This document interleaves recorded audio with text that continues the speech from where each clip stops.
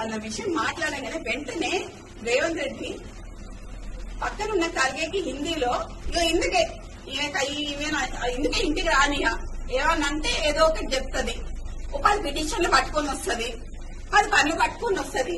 ఈ పని చేయంటది, ఆ పని చేయంటది, ఈ పని చేయంటది. మరి ఏడికి పోవాలండి? పని చేయొద్దా? ఎమ్మెల్యేలు మినిస్టర్లు పని చేయొద్దా? మా అమ్మ ఆ రోజు ఏడ్చిందండి.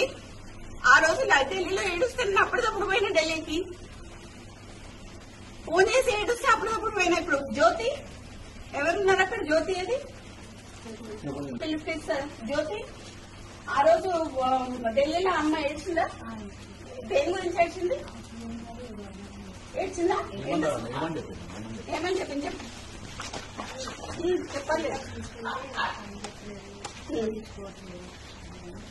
గట్టి చెప్పమ్మా, గట్టి కొంచెం లోడ్గా చెప్పండి. ఇంకా గట్టి చెప్పు.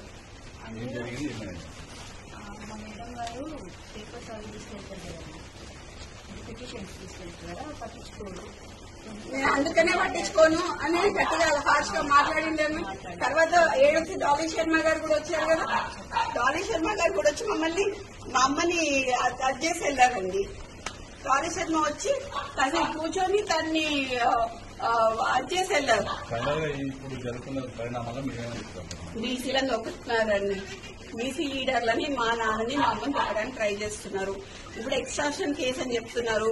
ఎక్స్ట్రాక్షన్ కేసు అని చెప్పి వినిపిస్తాలని అంటగడుతున్నారు. ఈ అంటగట్టుడు ఏదో మా నాన్నకి ఆర్మ్స్ యాక్ట్ కింద మా నాన్నని తీసుకొద్దామని ట్రై చేస్తున్నారు. నాకు డౌట్.